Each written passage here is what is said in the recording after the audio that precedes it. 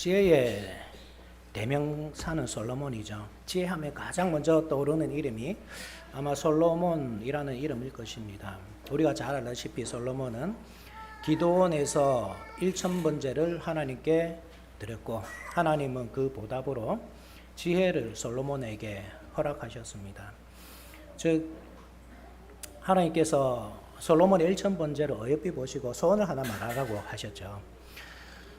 그때 솔로몬은 장수를 바라지도 않고, 또 부자가 되는 것도 원하지 않았고, 또 원수의 생명도 원하지 않았고, 이 이스라엘 백성들을 다스릴 수 있는 지혜를 구했습니다. 하나님은 그런 그에게 동서고금을 막론하고 누구도 따라올 수 없는 깊은 지혜를 허락하셨습니다. 물론 예수님은 제외하고요.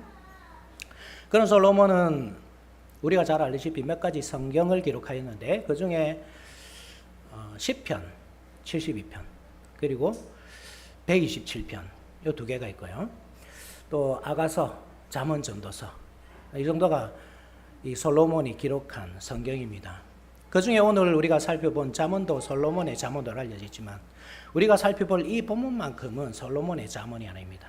1절에서 확인할 수 있는 바와 같이 야게의 아들 아굴의 잠언입니다. 우리가 이 인물이 어떤 인물인지 정확하게 알 수는 없지만 분명히 지혜로운 사람일 것이라는 사실은 알 수 있습니다. 그러니까 그가 자기의 제자들 이디엘과 우갈에게 지혜를 가르쳐주고 있고, 또 그 내용이 성경 본문에 기록되었겠죠. 야게의 아들 아굴이라는 사람이 그의 제자들 이디엘과 우갈에게 지혜를 가르쳐주는 장면이 바로 오늘의 본문 내용입니다. 우리 한글 성경을 볼 때 그렇습니다. 그런데 이 본문을 조금 다르게 번역하고 있는 성경이 있다는 사실을 혹시 여러분 아십니까? 우리가 잘 아는 NIV 성경이죠. NIV 성경을 보면 이 본문을 이렇게 번역합니다. 야게의 아들 아굴의 영감된 말씀이라. 이디엘에게 말하기를 나는 지쳤습니다. 하나님, 그러나 이겨낼 수 있습니다. 조금 번역이 다를 수 있습니다. 제가 개인적으로 번역한 것이기 때문에. 그런데 대충 이러한 내용입니다. 그러니까 야게의 아들 아굴이라는 이름은 그대로 사용하고 있죠. 이디엘, 우갈 이렇게 나오는 말씀을 첫 번째 이디엘은 이름 그대로 번역했습니다. 이디엘에게 말하기를. 두 번째 이디엘을 나는 지쳤습니다 이렇게 번역하고 있습니다. 그리고 우갈은 그러나 내가 이겨낼 수 있습니다 이렇게 번역하고 있습니다. ESV라는 성경을 보면, 제가 예전에 그 캐나다 개혁교회 갔을 때 거기서 NIV를 사용했었는데 한참 이 ESV로 바꾸자고 이렇게 논의가 있었거든요. 그 정도로 ESV는 공신력이 있는 성경입니다. 그 성경을 어떻게 번역하고 있는가 하면, 야게의 아들 아굴의 잠언이다. 나는 지쳤습니다. 나는 지쳤습니다. 오 하나님, 나는 완전히 지쳤습니다. 이디엘 우갈을 이렇게 번역하였습니다. 나는 지쳤습니다. 나는 지쳤습니다. 완전히 지쳤습니다. GMB라는 성경도 있습니다. 굿뉴스 바이블. 이것도 여러분들 아마 익숙할 겁니다. 이것은 이렇게 번역합니다. 이것은 야게의 아들 아굴의 경건한 말씀들이다. 하나님이 나와 함께 하지 않습니다. 하나님이 나와 함께 하지 않습니다. 나는 아무런 도움을 받지 못합니다. 왜 이런 차이가 있을까요? 우리나라 성경의 번역에 오류가 있기 때문에 그럴까요? 그렇지 않습니다. 우리나라 성경 번역은 아주 좋은 번역입니다. 여러분들이 안심하고 읽으셔도 됩니다. 왜 이런 차이가 생기느냐 하면 히브리어의 특징 때문에 그렇죠. 히브리어는 어떻게 끊어내느냐에 따라서 또 어떤 방식으로 읽느냐에 따라서 상이한 번역이 나올 수 있습니다. 모든 본문이 다 그렇다는 것이 아니고 오늘 본문과 같이 특수한 경우에 그렇습니다. 예컨대 이런 번역이 있을 수 있죠. 히브리어에는 각 이 알파벳마다 숫자 값이 있거든요. 예컨대 알렙 같은 경우에는 1이라는 숫자 값이 있고, 또 베트는 2라는 숫자 값이 있습니다. 그래서 우리에게 익숙한 요한계시록에는 666이라는 숫자를 그렇게 이 알파벳을 대입해서 번역해 보면 네로 카이사르 이러한 단어가 나옵니다. 마태복음에 보면 예수님의 족보가 14대 끊어지잖아요. 그죠? 마태복음 1장 17절에 아브라함부터 다윗까지 14대요. 다윗부터 바벨론으로 이거하기까지 14대요. 또 바벨론 이거로부터 예수님까지 14대더라. 잘 보시면 예수님의 어떤 족보를 쭉 보면 14대 끊어지지 않거든요. 근데 이렇게 의도적으로 14 이렇게 끊고 있다는 사실을 알 수 있는데, 그것도 왜 그러냐 하면 이 14를 그런 식으로 알파벳에 있는 그 숫자 값을 대입해서 한번 살펴보면 다윗이라는 글자가 나오는 걸 알 수 있습니다. 예수님이 다윗의 후손이라는 사실을 알 수 있죠. 혈통적인 후손이 아니라 하나님께서 다윗의 등불을 꺼지지 않도록 하겠다 주신 약속이 예수 그리스도에게서 이루어지고 있다 하는 사실을 그래서 알 수 있는 겁니다. 그것도 아주 특이한 경우이지만 또 이런 경우도 있습니다. 긴 단어를 압축하고 또 압축한 것을 새롭게 조합하는 이 방식도 있습니다. 히브리어에는. 우리에게 익숙한 엘리야라는 이름이 있잖아요. 우리는 그냥 엘리야 그 이름을 통째로 이해하고 있지만 원래 이런 뜻입니다. 엘은 엘로힘을 줄임 글자입니다. 그래서 하나님이라는 뜻이 있고, 이는 나야라는 뜻이 있고, 야는 여호와의 줄임말입니다. 그래서 엘리야 이 말이 이 의미를 알고 보면 한 문장이 있다는 것을 알 수 있는데, 나의 하나님은 여호와다 이런 의미가 들리는 것을 알 수 있죠. 그래서 이렇게 다른 번역이 나오는 겁니다. 우리나라 성경이 틀린 것이 아니라 우리나라 성경은 그냥 야게의 아들 아굴, 이디엘, 우갈 그 자체를 이름 그대로 본 것이고, NIV나 ESV나 이 GMB 같은 성경은 그 이름에 해석을 하려고 한 것입니다. 그래서 이러한 차이가 있습니다. 여러분들이 그 이름 그대로 읽으셔도 본문을 이해하는 데는 큰 어려움이 없습니다. 그렇지만 더 깊은 이해를 위해서는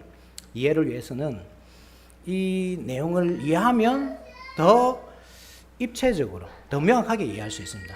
제가 앞서 엘리야의 이름에 대해서 말씀드렸지만, 우리가 엘리야라는 그 이름을 그 특별한 의미 없이 받아들일 때는 그냥 바알과 아세라 그 우상 숭배의 시대에 이 백성들 사이에서 예언한 선지자, 싸워온 선지자, 우리가 그렇게만 이해하잖아요.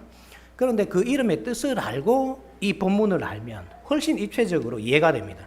나의 하나님은 여호와다. 이름을 알고 한번 이해해 봅시다. 바알과 아세라와 여호와 하나님 사이에서 머뭇머뭇하고 있는 백성들 가운데서 엘리야가 딱 나타난 겁니다. 그리고 나의 하나님은 여호와다 이렇게 딱 선포하고 있는 겁니다. 훨씬 느낌이 다르죠. 옛날 여호수아와 세웠던 언약을 생각나게 합니다. 여호수아가 가나안 땅에 입성하기 전에 어떤 언약을 세웁니까? 나와 내 집은 여호와 하나님을 섬기겠다. 너희들은 누구를 섬길지 오늘날 택하라 했을 때 이스라엘 백성들이 어떻게 응답하죠? 우리도 여호와 하나님을 섬기겠습니다. 그렇게 언약을 맺었습니다. 그래 놓고는 바알과 아세라에게 지금 마음이 가 있는 겁니다. 하나님께도 한 발 걸치고 있지만 바알과 아세라에게도 한 발 걸치고 있는 것입니다. 그러니까 언약을 깨뜨리고 있는 그 범죄가 엘리야라는 이름 속에서 드러나는 거죠. 야게의 아들 아굴, 이디엘 우갈 그대로 여러분들 이해하셔도 전혀 무방합니다. 그렇지만 이 이름의 뜻을 이해하면서 한번 성경을 살펴봅시오. 나는 지쳤습니다. 완전히 지쳤습니다. 그렇게 말하고 있는 사람이 누구입니까? 야게의 아들. 야, 여호와의 약자죠. 게, 카도시, 거룩한 이란 뜻이죠. 거룩한 하나님의 아들 아굴. 아굴은 무슨 뜻이냐면 나는 나그네 하는 뜻입니다. 거룩하신 하나님의 아들, 나는 나그네. 나는 지쳤습니다. 완전히 지쳤습니다. 나그네 하면 여러분들 무엇이 떠오르시죠? 믿음의 선조들은 다 나그네의 삶을 삽니다. 아브라함 나그네였죠. 스스로도 나그네라고 표현을 하지만 본토 친척 아비 집을 떠난 이후로 단 한 번도 정착한 적이 없습니다. 계속 방황을 합니다. 하나님이 가나안 땅을 주시마 약속하셨지만 주신 적이 없으십니다. 그 후손들에게 주셨지만 그가 가진 것이라고는 막벨라 굴, 무덤, 그거밖에 없었죠. 야곱 나그네였죠. 그래서 바로 앞에 섰을 때 자기를 어떻게 소개합니까? 내 나그네 길의 세월이 130년이니이다. 모세 나그네였죠. 모세 그래서 자기의 장제 이름 게르솜이라고 짓는데 내가 이방에서 나그네가 되었다 하는 뜻입니다. 히브리서 11장은 믿음의 사람들을 쭉 소개하는 장이잖아요. 거기 13절을 보게 되면 어떻게 표현되어 있냐면 이 사람들은 다 믿음을 따라 죽었으며 약속을 받지 못하였으되 그것들을 멀리서 보고 환영하며 또 땅에서는 외국인과 나그네임을 증언하였으니 계속 14절에 이렇게 나옵니다. 그들이 이같이 말하는 것은 자기들이 본향 찾는 자임을 나타내미니라. 믿음의 선조들은 나그네였습니다. 왜 나그네였을까요? 본향을 찾아다녔기 때문입니다. 이 땅에서 삶을 살았습니다. 정말 성실하게 열심히 살았지만 이 땅의 삶이 본향의 삶이라고는 생각 안 한 겁니다. 그럼 그들의 본향은 어디입니까?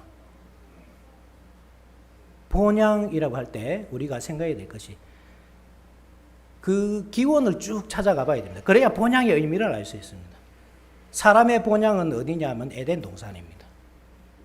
하나님께서 동방의 에덴에 동산을 창설하시고 사람을 만드셔서 그 길을 경작하며 지키도록 하셨죠. 거기가 본향입니다. 사람이 태어나서 하나님께서 살도록 허락하신 땅. 그런데 아담과 하와가 범죄하고 나서 어떻게 됩니까? 그 땅에서 쫓겨나죠. 그때부터 방황을 하는 겁니다. 하나님을 떠나서 계속 방황을 하는 겁니다. 하나님은 그러한 이스라엘 백성들을, 하나님의 백성들이죠. 하나님의 백성들을 자기에게로 불러 모으십니다. 다시 본향으로 이끌어 드십니다. 그게 본향의 개념입니다.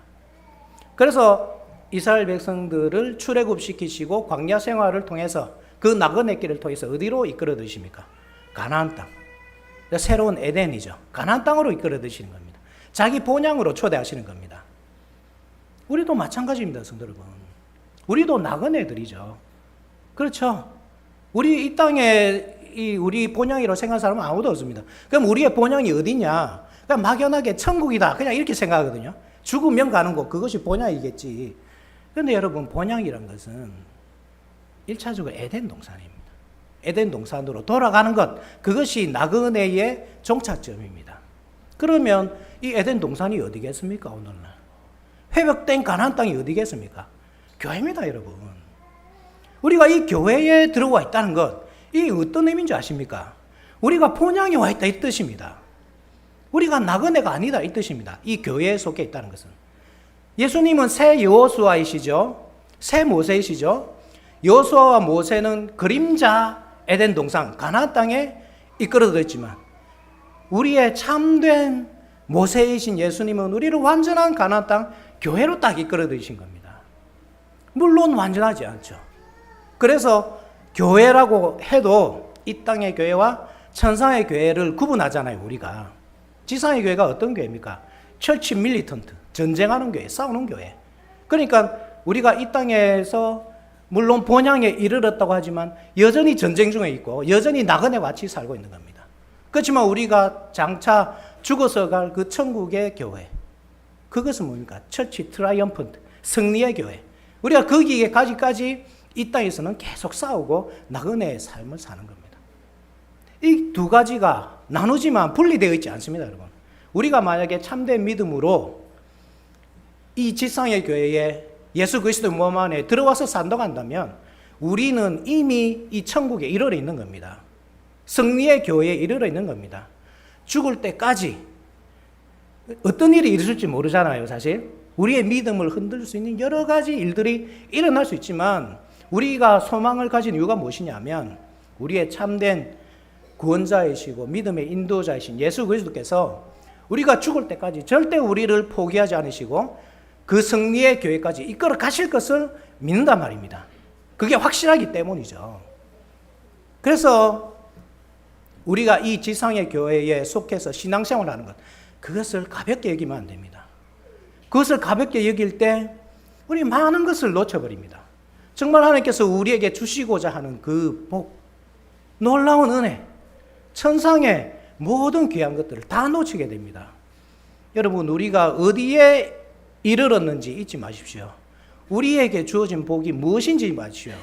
우리는 이미 본향에 이르러 있습니다. 모든 복을 누리고 있습니다. 그런 의미에서 나그네입니다. 그런 의미에서 거룩하신 하나님의 아들 나그네입니다. 이상은 그렇잖아요. 다 그렇지. 다 받았지. 하나님께서 우리에게 이미 다 주셨지. 사람이 무엇으로 삽니까? 하나님의 말씀. 나는 다른 거 다 없어도 됩니다. 하나님의 말씀이 있으면 나는 배부릅니다. 다 누리면서 살 수 있습니다. 그렇지만 현실은 못 먹으면 배고프잖아요. 못 마시면 목마르고, 집이 없으면 서럽고, 몸이 아프면 서럽고, 늙어가는 것이 서럽고, 병들면 견디기 힘들고, 특히 내 자녀들이 아프면. 저도 제 자녀가 아토피로 오랜 시간 정말 고생했습니다. 이 정말 견디기 힘든 고통이거든요. 괴롭죠. 하나님께서 다 주신 건 맞습니다. 압니다. 그렇지만 현실은 너무나 괴롭습니다. 그래서 나그네이고, 그래서 이 기도가 터져 나오는 겁니다. 하나님, 지쳤습니다.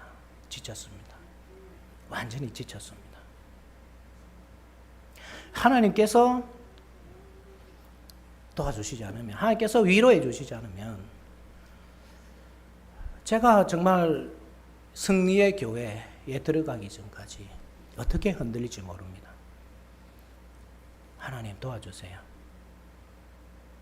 그 의미가 여기 들어있는 겁니다. 요즘 100세 시대에 좋기만 합니까, 여러분? 70 노인도 부모를 모시는 시대입니다. 다 은퇴하고 나서요. 한 번씩 들리는 소식들이 어떤 소식입니까?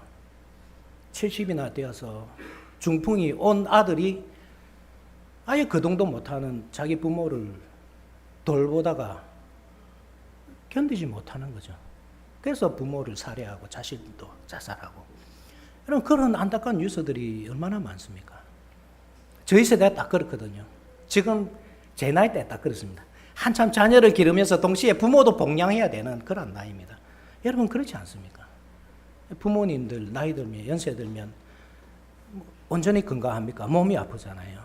그분들 병수발 다 하고 모시고 다니면서 병원 다니고 때때로 용돈도 드려야 하고, 자녀들은 계속 커가고 학비는 들어가고,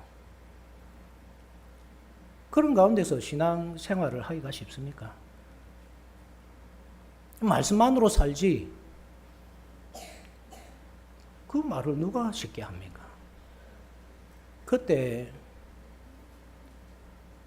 나도 모르게 흘러나오는 기도가 이 기도입니다. 하나님, 지쳤습니다. 나는 지쳤습니다. 완전히 지쳤습니다.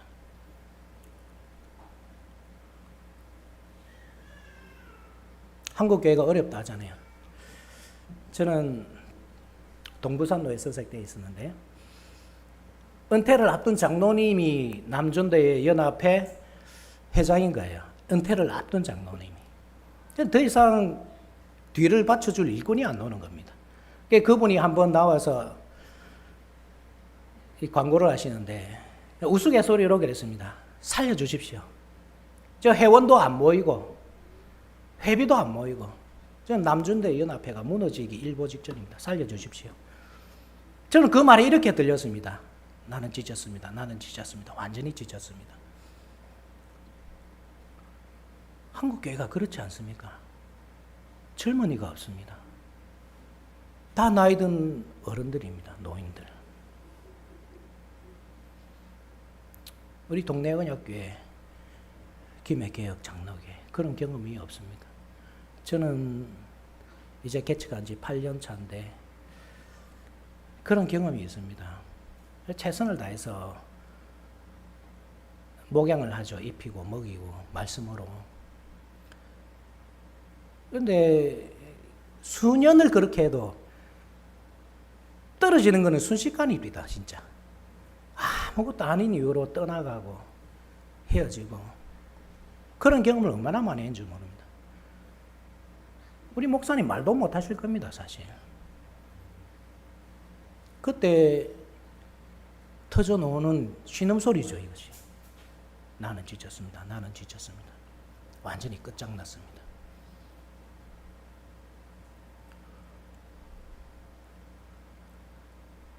그 나그네의 신음에 대한 응답이 바로 이어지는 내용들입니다. 같이 한번 보실까요? 2절 한번 같이 읽어봅시다. 시작. 나는 다른 사람에게 비하면 짐승이라 내게는 사람의 총명이 있지 아니하니라. 나는 다른 사람에 비하면 짐승이다. 지혜가 없다 이 말이죠. 여러분, 저 사람 참 바보다 할 때 짐승의 비유를 많이 쓰죠. 머리 나쁜 짐승, 닭, 또 금붕어, 그렇게 비유를 많이 하잖아요. 실제로 이 사람이 그 정도로 지능이 낮다 하는 사실을 말하는 것일까요? 그렇지 않습니다. 앞서도 말씀드렸지만 이분은 지혜자이고 스승이고 이 지혜를 성경에 남길 만큼 뛰어난 사람입니다. 그럼 왜 자신을 스스로 이렇게 비하할까요? 나는 다른 사람에 비해서 아무것도 아는 것 없는 짐승입니다. 왜 이런 표현을 할까요? 그것은 바로 다음에 이어지는 말을 강조하기 위함입니다. 4절 한번 보실까요? 같이 읽어봅시다. 4절 시작. 하늘에 올라갔다가 내려온 자가 누구인지, 바람을 그 장중에 모은 자가 누구인지, 물을 옷에 산 자가 누구인지, 땅의 모든 끝을 정한 자가 누구인지, 그의 이름이 무엇인지, 그의 아들의 이름이 무엇인지 너는 아느냐? 나는 아무것도 모른다. 그렇지만 이 한 가지는 내가 확실히 알고 있다. 여호와 하나님. 하늘에 올라갔다가 내려온 자. 우리는 땅에 있기 때문에 도대체 무슨 일이 일어나는지 모릅니다. 욥과 같이. 욥 한번 보십시오. 얼마나 경건한 삶을 살았습니까? 오전에 우리 목사님, 양 목사님 설교하셨지만 아브라함 얼마나 경건한 사람이었습니까? 그런 경건한 사람에게 아들을 바치라. 이 무슨 요구십니까? 하나님께서. 하나님은 때때로 그런 요구를 하시잖아요. 우리가 죄가 없어도. 하늘에서 일어나는 일이기 때문에 땅에 있는 우리는 도대체 무슨 일인지 알 수가 없습니다. 그냥 답답할 뿐입니다. 욥이 그랬습니다. 너무나 답답했습니다.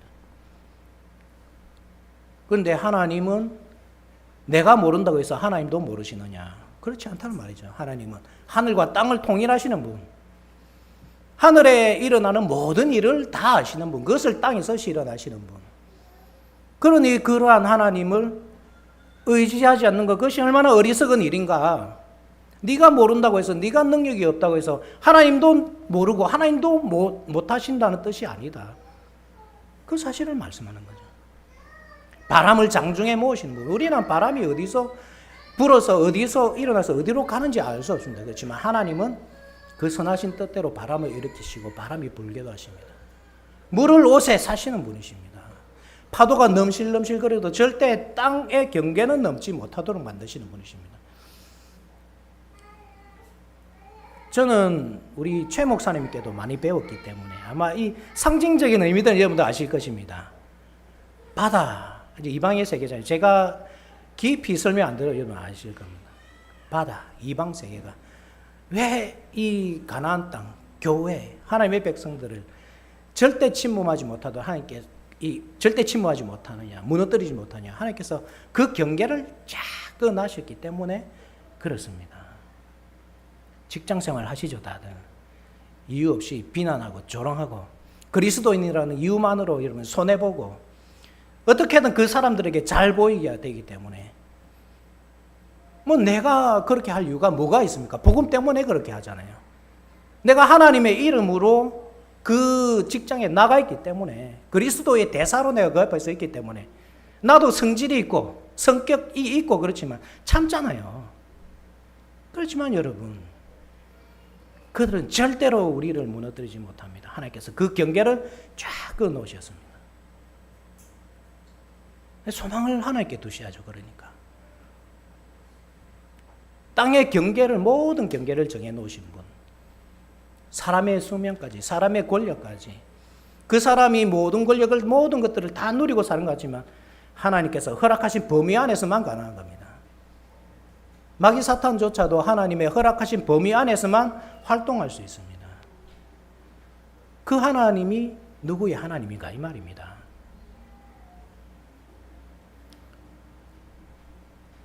맞습니다. 우리가 모르는 것이 많죠. 그렇지만 이 한 가지는 알아야 된단 말입니다. 누가 창조자이신가? 누가 참된 주권을 가지고 계신가? 누가 참된 왕이신가? 통치자이신가?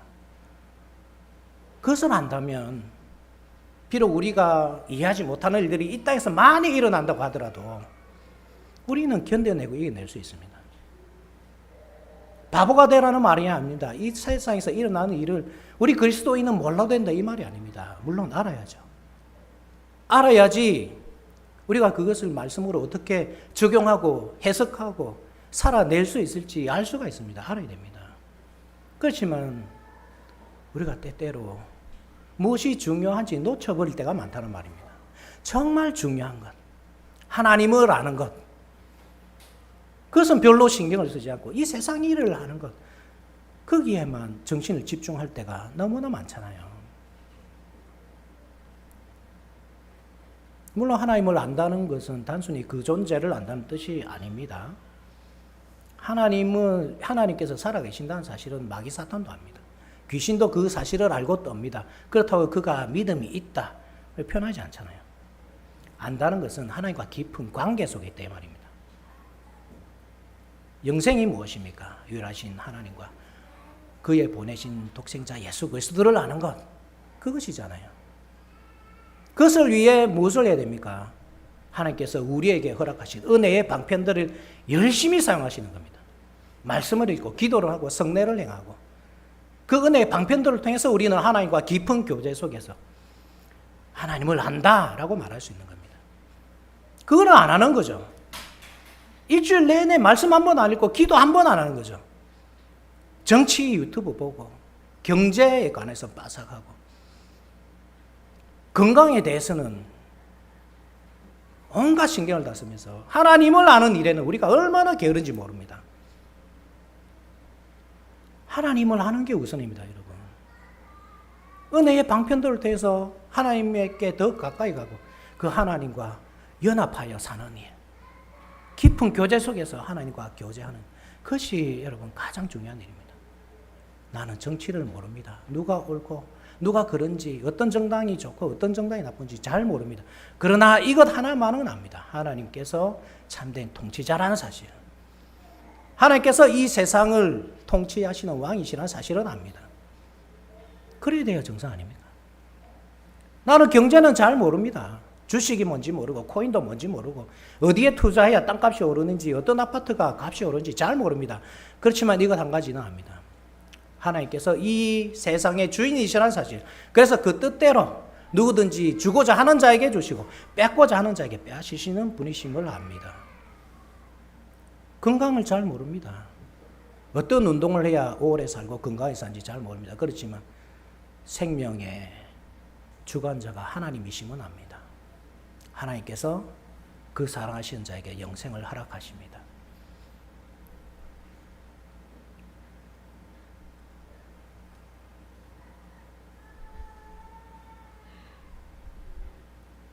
정말 중요한 구절이 이어지는 구절입니다. 그의 이름이 무엇인지, 그의 아들의 이름이 무엇인지 너는 아느냐? 그의 이름이 무엇입니까, 여러분? 거룩하신 하나님. 그 아들의 이름이 무엇인지 아십니까? 물론 예수 그리스도시죠. 우리가 예수 그리스도를 소망으로 삼아야 할 이유가 그렇습니다. 우리의 유일한 위로가 예수 그리스도시다. 이 땅에서는 비록 나그네의 삶을 살지만 많은 것을 누리지 못해도 예수 그리스도 인해서 모든 것을 다 받아 누린다는 사실을 알기 때문에 우리는 유일한 위로, 우리의 유일한 소망을 예수 그리스도께 둡니다. 그러나 이 질문은 1절과 연결해서 여러분 살펴봐야 됩니다. 야게의 아들 아굴, 이게 답입니다. 그의 이름이 무엇인지 아느냐? 야게죠. 여호와 카도시, 거룩하신 하나님. 그의 아들이 이름이 무엇인지 아느냐? 그 아들 이름이 무엇이죠? 아굴, 나는 나그네. 우리 하나님이 누구의 아버지란 뜻이죠? 나그네들의 아버지. 현실이 얼마나 무거운지, 그 현실 때문에 얼마나 고통스러워하고 괴로워하는지, 저는 우리 성도들과 신방을 하거나 대화를 해보면 이 듣는 제가 정말 견디기 힘들 정도로 어려움을 겪는 성도들이 있습니다. 그 가운데서도 믿음을 지키기 위해서 계속 싸우고 있는 성도들, 포기하고 싶은, 이제 다 내려놓고 싶은 그 절정의 시간에 가 있는 분들, 제가 무엇을 해줄 수 있겠습니까? 근데 이 사실은 꼭 기억하셔야 됩니다. 나그네의 삶을 살고 있는 여러분들의 아버지가 바로 그 하나님이십니다. 거룩하신 하나님이 여러분들의 아버지십니다. 그래서 여러분들이 비록 본토 친척 아버지 집을 떠나 방황을 해도, 애굽의 모든 달콤한 것을 다 버리고 나와서 광야 생활을 해도 먹을 것이 없고 마실 것이 없고 밤에는 추위와 낮에는 더위와 불뱀과 정글과 싸워야 하는 그 상황에서도 하나님은 여러분들의 아버지시고 절대 여러분들을 포기하지 않으시고 여러분들을 눈동자같이 아끼시고 지키신다는 사실을 여러분들 기억하십시오. 그래서 이 땅에서의 삶, 나그네로서의 삶을 소망을 가지고 사십시오. 이 땅의 삶이 그렇습니다. 이 땅의 삶은 전쟁터입니다. 그래서 우리 교회가 처치 밀리턴트입니다. 싸우는 교회. 그렇지만 이 싸움을 잘 끝냈을 때 우리에게 보장되어 있는 것이 승리의 교회입니다. 처치 트라이엄펀트. 믿음의 싸움을 잘 싸우시고 그곳으로 다 같이 들어가서 함께 하나님께서 우리에게 주시는 참된 생명과 부요함을 누리는 저와 여러분들이 됩시다. 아멘.